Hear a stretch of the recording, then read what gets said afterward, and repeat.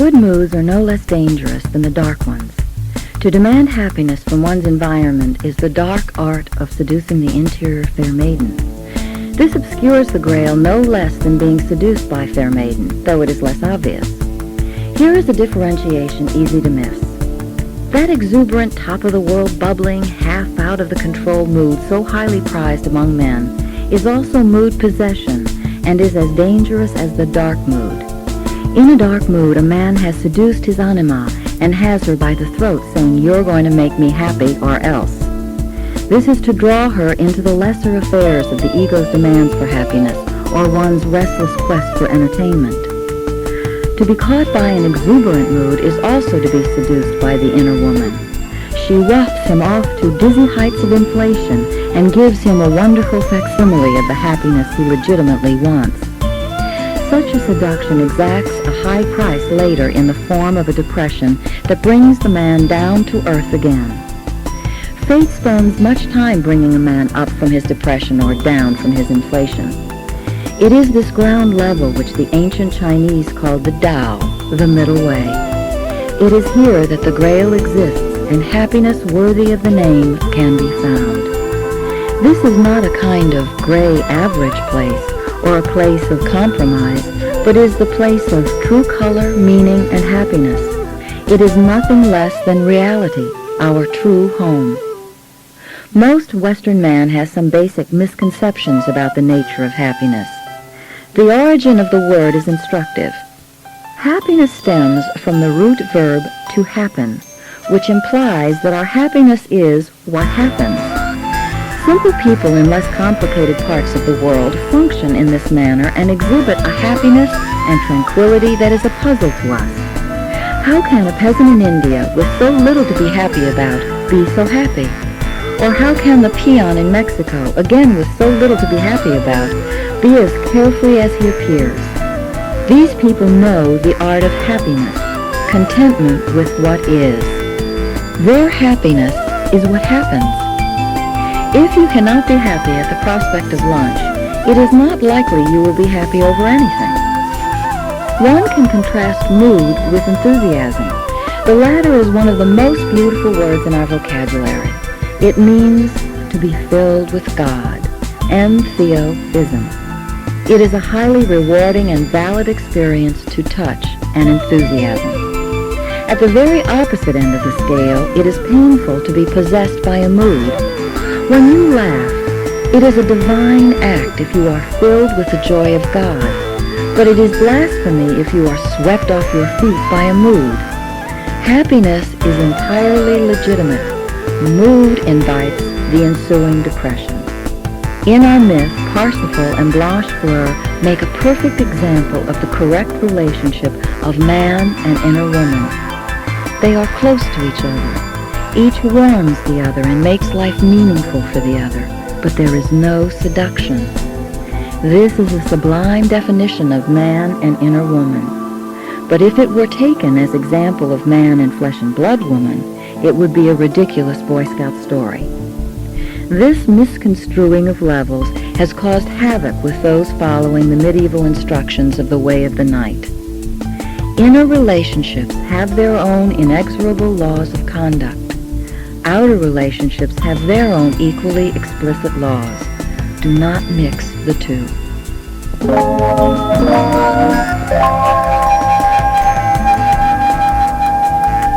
The Grail Castle. Our story continues. Parsifal has traveled all day in his heroic quest, and at nightfall asks someone if there is a lodge or tavern anywhere nearby where he can spend the night. He is informed that there is no habitation within 30 miles. A little later, Parsifal finds a man in a boat, fishing on a lake.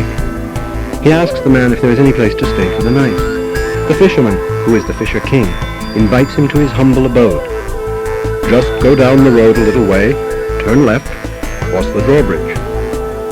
Parsifal does this, and the drawbridge snaps shut just as he crosses it, and nicks the back hooves of his horse.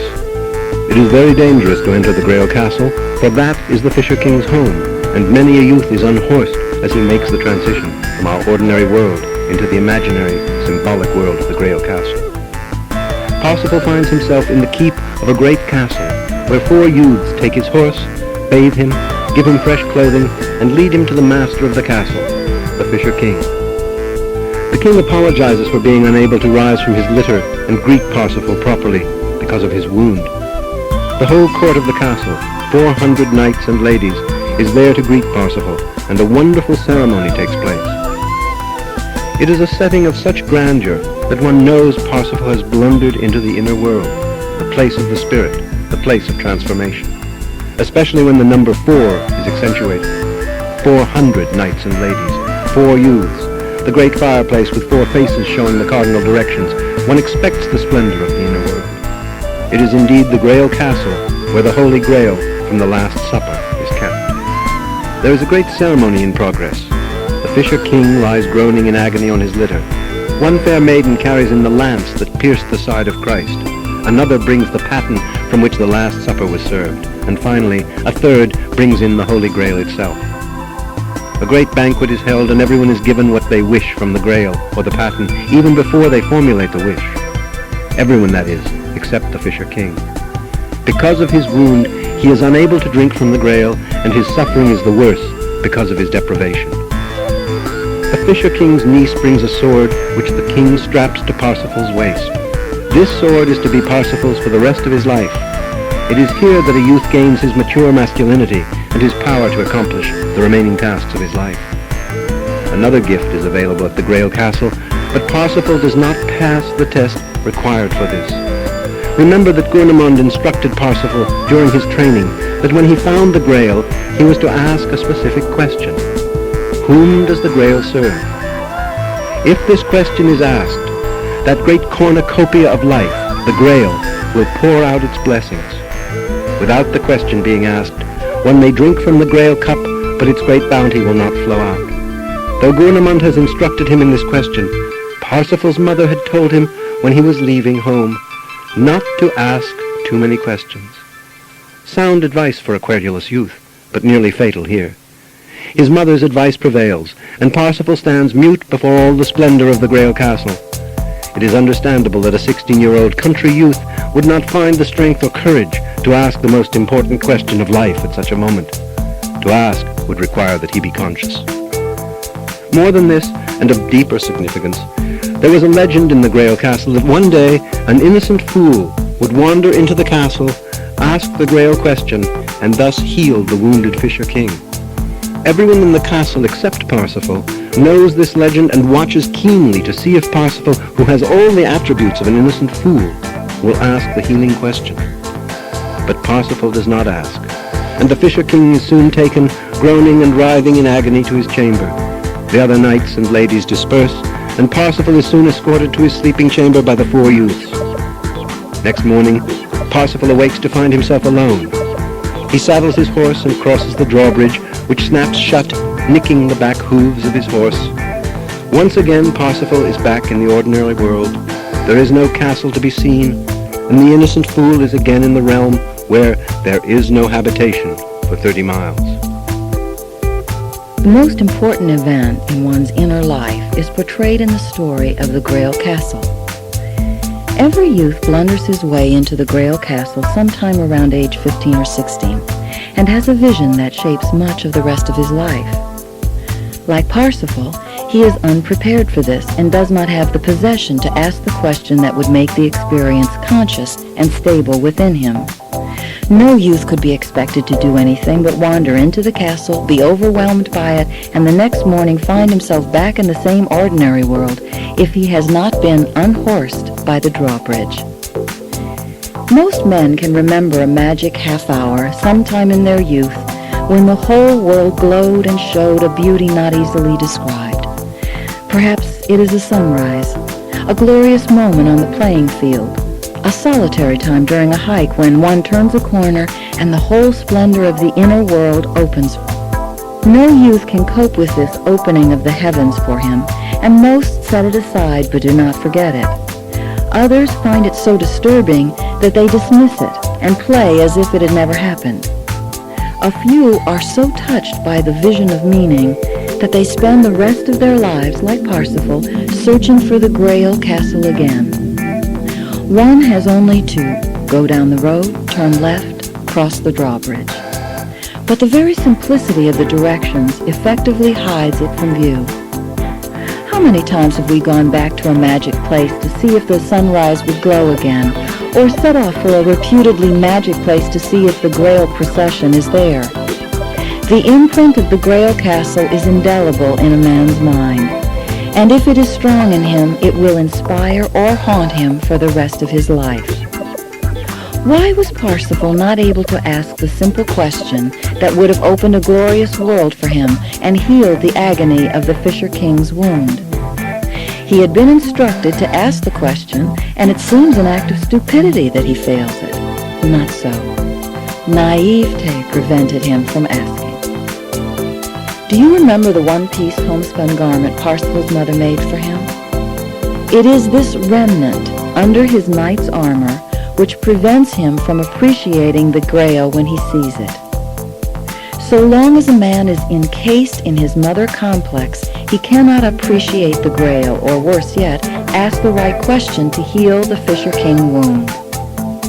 To get the mother's homespun off the youth is an arduous task.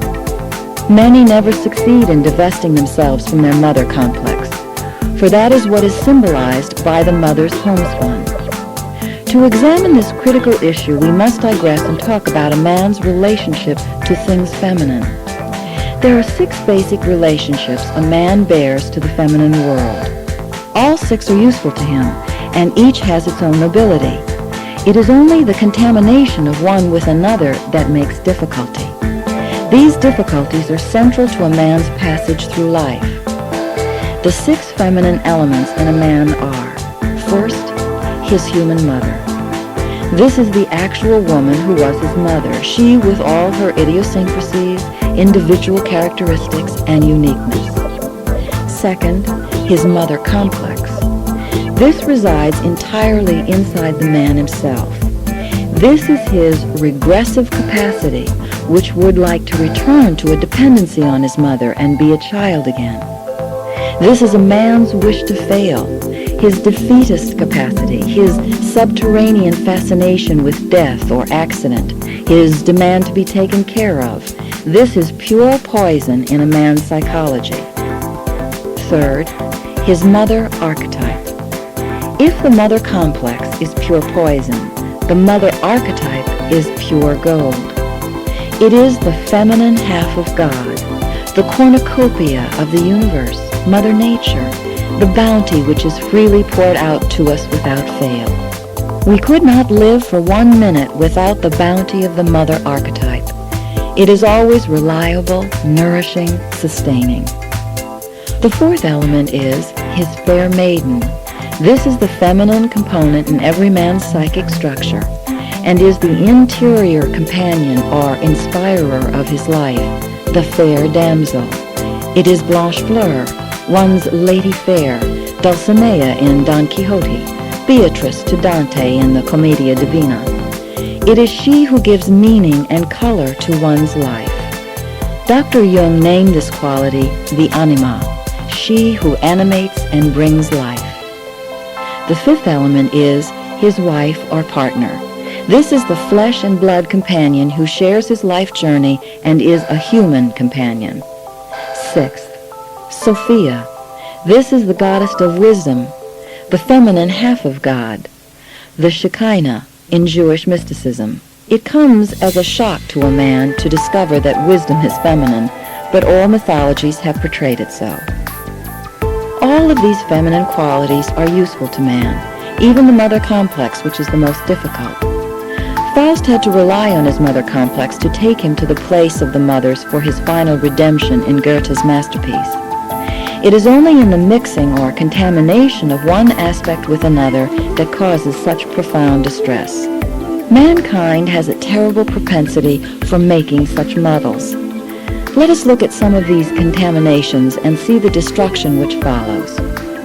If one contaminates one's human mother with one's mother complex, he will blame his actual mother for the regressive quality that is his interior mother complex. He will see his mother as a witch who is trying to defeat him. It is commonplace for a young man to blame his mother, or mother substitute for his own regressive mother complex.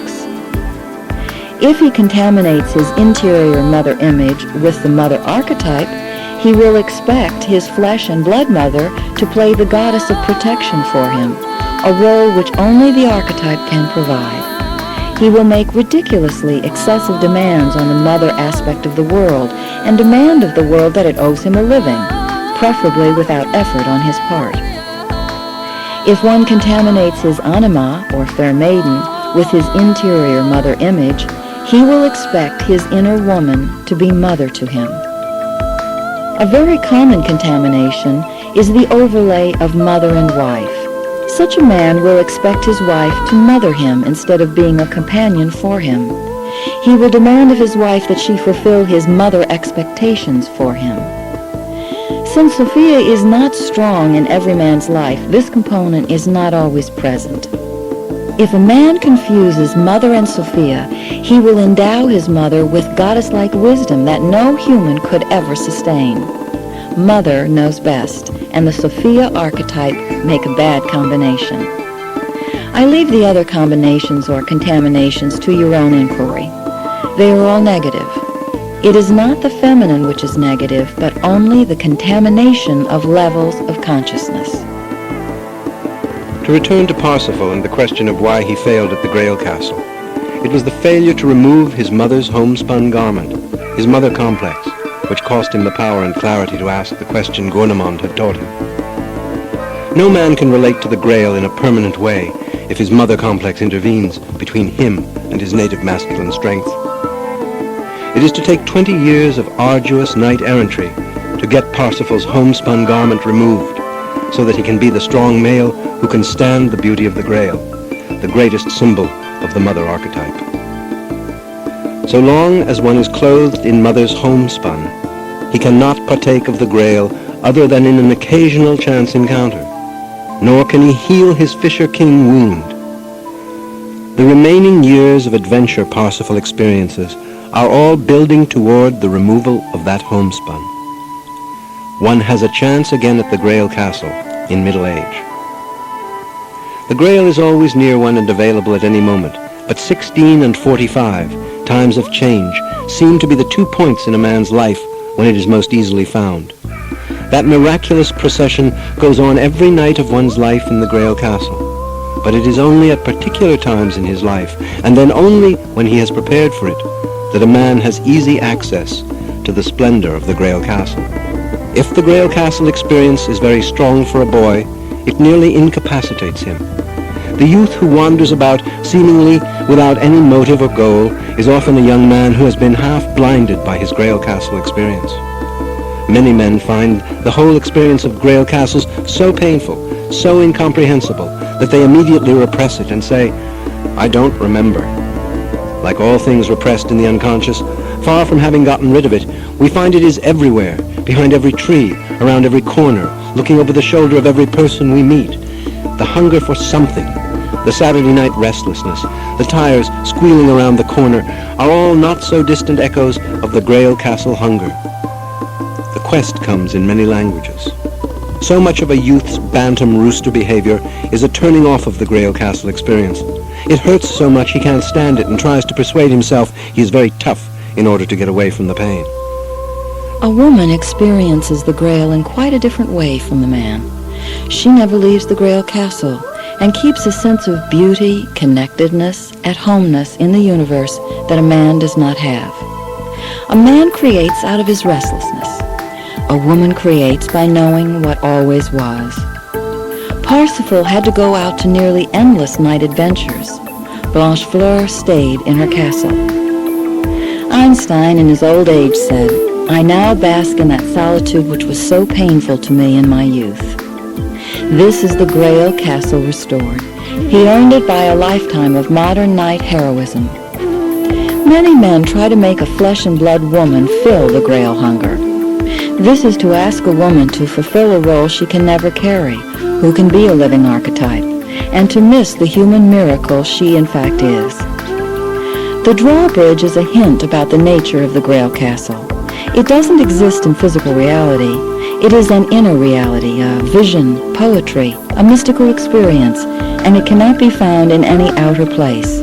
To search for it outwardly is to exhaust oneself and to court discouragement.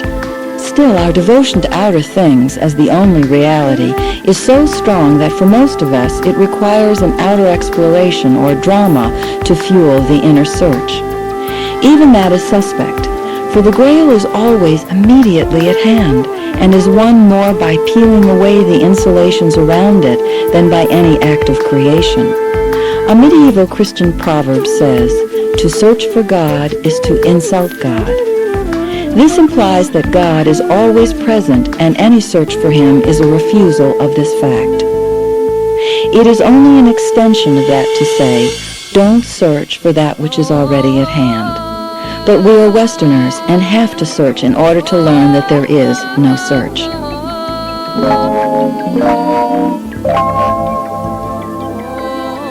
The dry years. Parsifal has left the Grail Castle, and now he must earn the right to return to it. He is involved in a long series of night's ventures that gradually strengthen him sufficiently so that he can ask for a second entrance to the Grail Castle.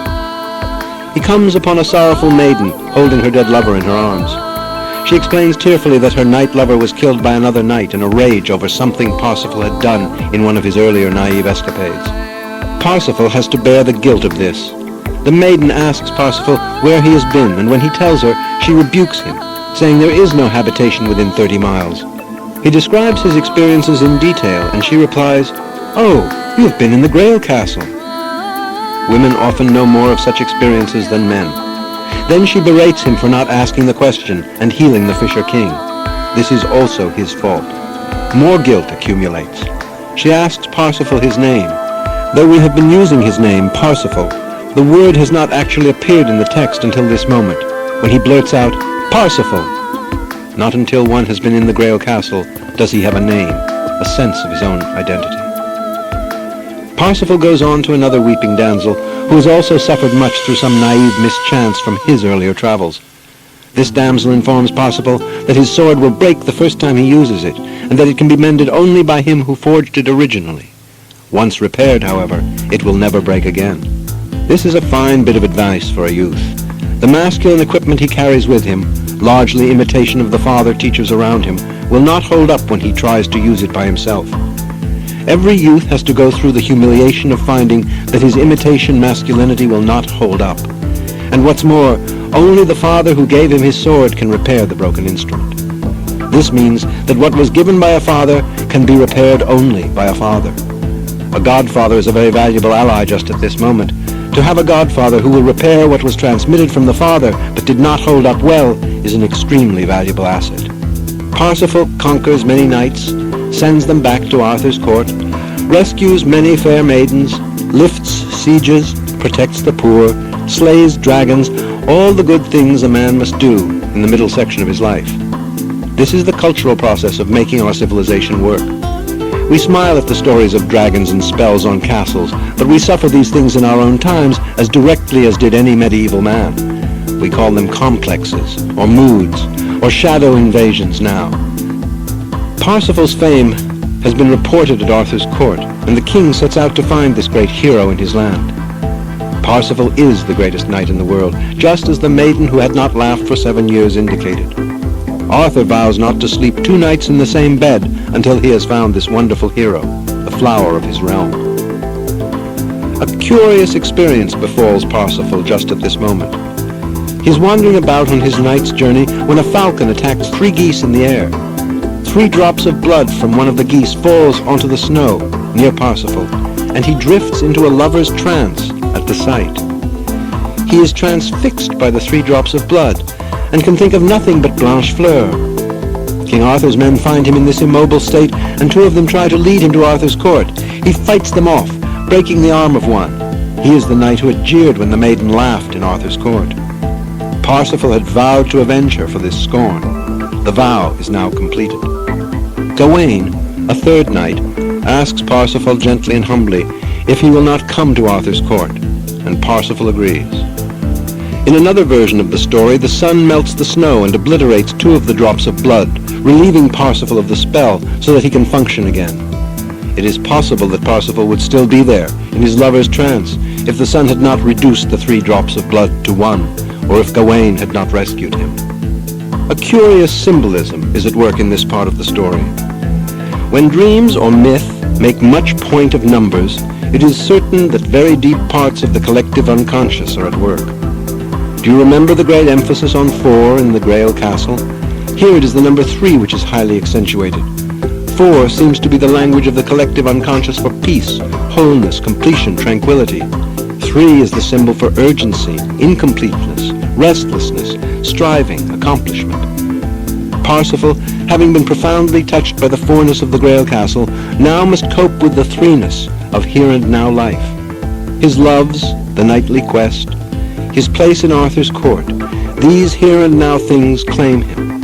No one can make his way back to the Grail Castle until he has made his way through the human dimensions of life. An awkward time occurs when life is dominated by 3. That number must be reduced by 1, or increased to 4.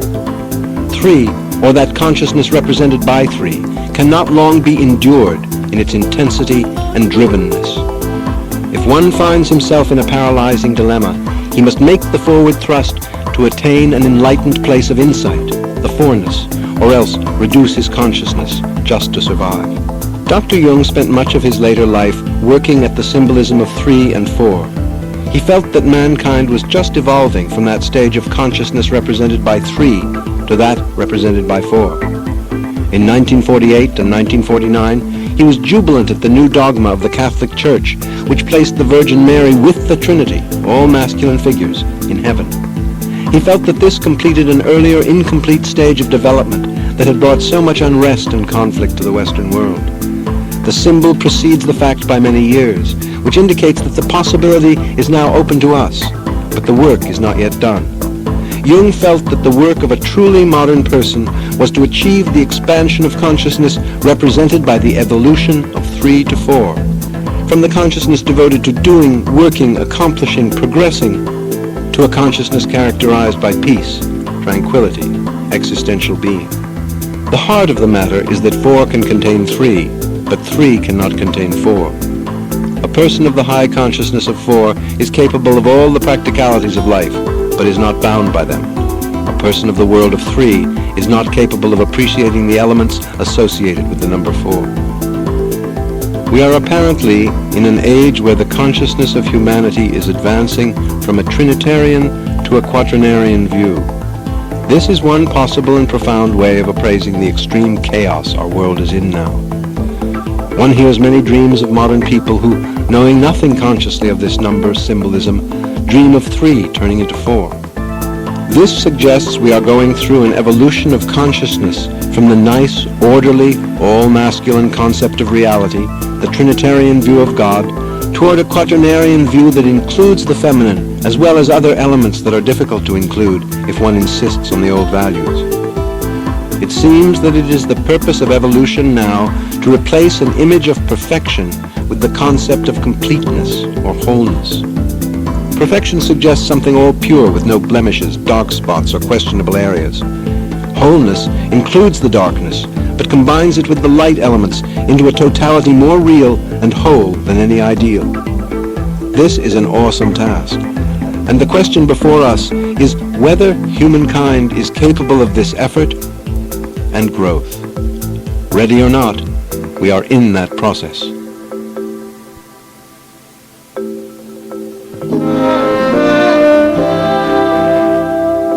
The hideous damsel. Parsifal has conquered so many knights and sent them to Arthur's court that he has grown famous in the Arthurian world. Now Arthur and his court set forth to find this elusive man of power and search the countryside for him. They find Parsifal one day, set him at the head of the court, and declare a 3-day festival and tournament in his honor. Parsifal certainly has earned this honor, but unwittingly blunders into its inevitable consequence. How many times Parsifal blunders? It is extremely reassuring to see that it is often in his blunders that he finds the next stage of his development. If it were not for this benevolent fact, all the Parsifals of the world would have fallen off the edge of the flat world and vanished into the oblivion they deserve. Don Quixote, the arch-fool of all time, makes his sublime journey entirely by way of nonsense. At the very height of the 3-day festivities, a most hideous damsel appears and puts an instant damper on all the celebration. She is on a decrepit old mule that limped on all 4 feet. The damsel's black hair was tressed in 2 braids. Iron dark were her hands and nails. Her closed eyes small like a rat's. Her nose like an ape and a cat. Her lips like an ass and bull. Bearded was she, humped breast and back, her loins and shoulders twisted like roots of a tree. Never in royal court was such a damsel seen. Her mission is to present the other side of the coin at the festival, a task she now accomplishes with genius. She recites all Parsifal's sins and stupidities, the worst being his failure to ask the healing question in the Grail Castle. Parsifal is humbled and left silent before the court that only a moment before had been praising him to the sky. With the certainty of sunset, the hideous damsel will walk into a man's life just when he has reached the apex of his accomplishment. There is some strange correlation between the achievement of a man and the power of the hideous damsel in his life. The greater the height, the greater his capacity for suffering and humiliation. The amount of fame and adulation one gets in the outer world seems to determine the sense of failure and meaninglessness he will find at the hands of the hideous damsel. One would guess that accomplishment would be the surest protection against meaninglessness, but this is not so. It is the accomplished man who is most capable of asking unanswerable questions about his worth and the meaning of his life. This questioning, often called the dark night of the soul in medieval theology, has an uncanny way of claiming one at 2 or 3 o'clock in the morning. The hideous damsel is the carrier of doubt and despair, the destroying, spoiling quality that visits any intelligent man at midlife. The savor of life has gone. Unanswerable questions torment him. What is the use of going to the office? What difference does it make? What good is it? Why? Woman pleases him no more. His children are either difficult or gone. Vacations don't work anymore. Just when he begins to have the time and means for the pleasurable things of life, they are no longer meaningful. This is the work of the hideous damsel. There is a great urge in a man at this stage of his life to try to find a new, fair damsel as protection from the hideous damsel. But unless he comes to terms with the dark element first, no old or new damsel of any description will save him from this dark time of his life. In our tranquilizer age, it is the general opinion that the hideous damsel time should be avoided and treated as an illness to be cured. To banish her darkness is to sterilize one's chance at the evolution she brings. This harbinger of darkness accomplishes a profoundly important act of individuation in the court. She parcels out tasks to each of the knights present, each task an individual quest for each knight. Before this moment in evolution, all tasks were communal tasks. That is, knights went out in groups or at least in pairs to fight a dragon or lift a siege from a castle. After the visit of the hideous damsel, all tasks are individual and unique. Each knight has to go alone, find his own path, make a solitary battle in his quest. Collective or group solutions to problems cease here. This change in basic attitude is the only workable answer to the despair brought by the hideous damsel. When a man knows that he is alone, unique, and on a solitary quest, he will be out of that dark time of the hideous damsel. To honor the hideous damsel and accept her new view of the nature of the quest is to embark on the second half of one's life. From the hideous damsel, Parsifal learns that his task in this new dispensation is to find the Grail Castle a second time. He vows he will not sleep twice in the same bed until he finds the visionary world again. The hideous damsel reminds the court that the search for the Grail requires chastity of the knights, and then she limps off, her task accomplished. For the 100th time, we remind you that the chastity required for this journey has nothing to do with one's conduct with flesh and blood women, which has its own laws and requires its own intelligence.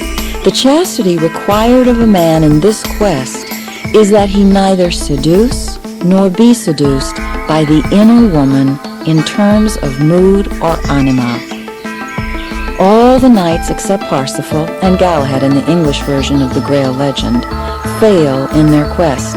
This is to say that there will be many failures in one's life quest, but it is absolutely necessary that consciousness, Parsifal, stay true to the quest. Perfection or a good score is not required, but consciousness is.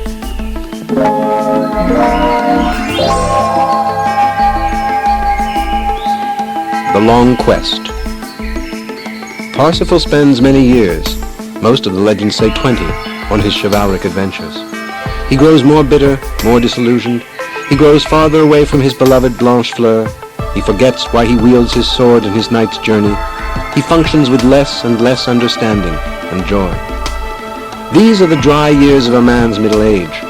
He knows less and less why he is functioning, and is apt to give an evasive answer when asked about the meaning of his life. Parsifal comes upon a band of ragged pilgrims who are wandering on the road.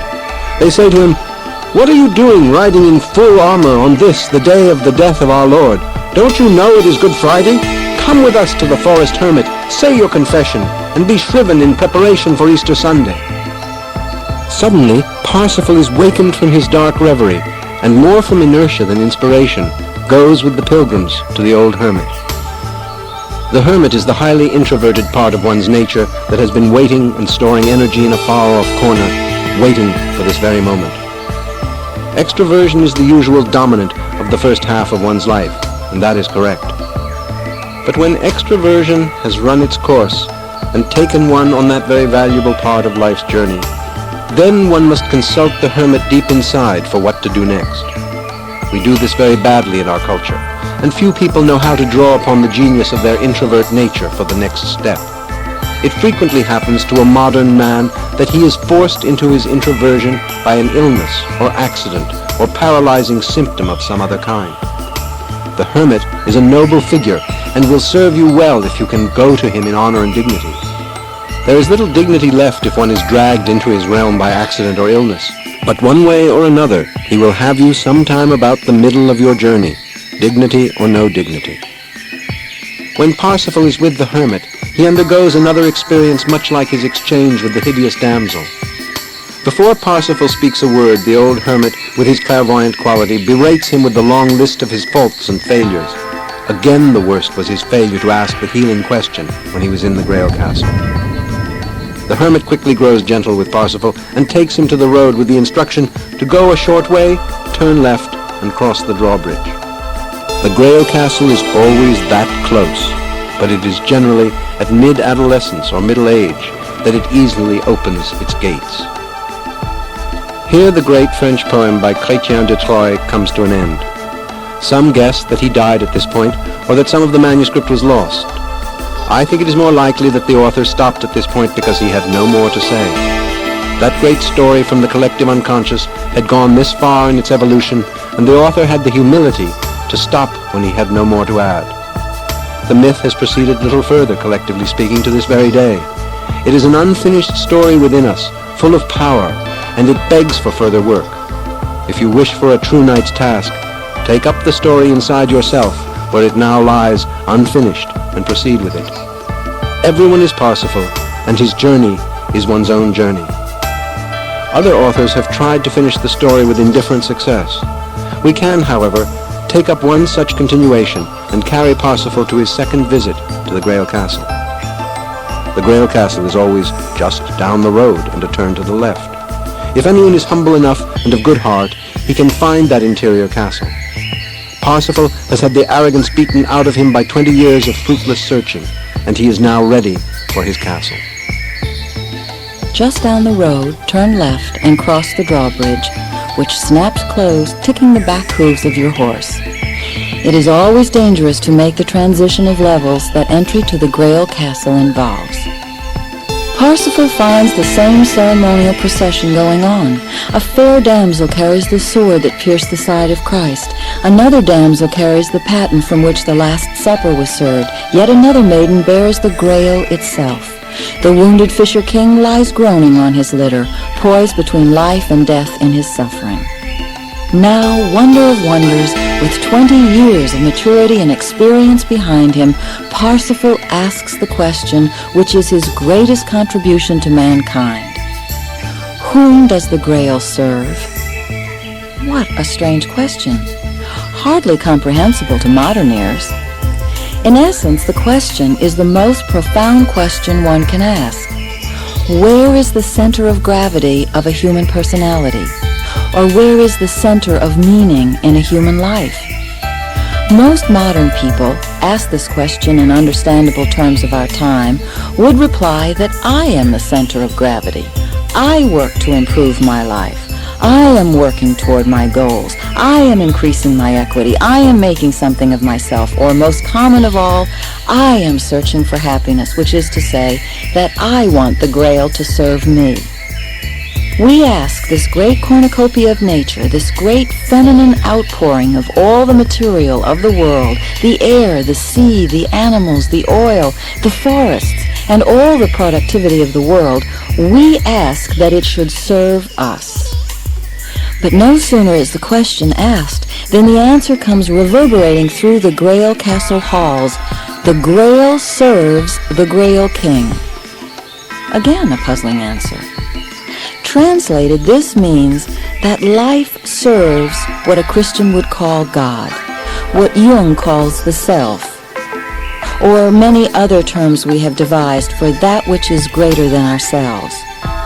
Another language, less poetic but perhaps easier, is available. Dr. Jung speaks of the life process as being the relocation of the center of gravity of the personality from the ego to the self. He sees this as the life work of a man and the center of meaning for all human endeavor. When Parsifal learns that he is no longer the center of the universe, not even his own little kingdom, he is free of his alienation, and the Grail is no longer barred from him. Though he may come and go from the Grail Castle during the rest of his life, now he will never be alien to it again. Even more astonishing, the wounded Fisher King rises, healed in triumph and joy. The miracle has happened, and the legend of his healing has been accomplished. In Wagner's opera, Parsifal, the wounded Fisher King rises at this moment and sings a wondrous song of triumph and power and strength. It is the culmination of the whole tale. Now, who is the Grail King whom we have not heard mentioned before? He is the true king of the realm, and he lives in the center of the Grail Castle. He lives only on the host and the wine of the Grail. He is a thinly disguised figure of God, the earthly representation of the divine, or in Jungian terms, the self. It is humbling to learn that we hear of this inner center only when we are ready for it, and when we have done our duty of formulating a coherent question. The object of life is not happiness, but to serve God or the Grail. All of the Grail quests are to serve God. If one understands this and drops his idiotic notion that the meaning of life is personal happiness, then one will find that elusive quality immediately at hand.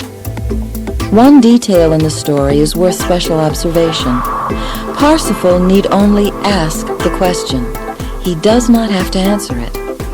When one is discouraged and certain he will never have the intelligence to find the answer to insoluble riddles, he can remember that although it is the duty of the ego to ask a well-formulated question, he is not required to answer it. To ask well is virtually to answer. Rejoicing bursts forth in the Grail Castle. The Grail is brought forth.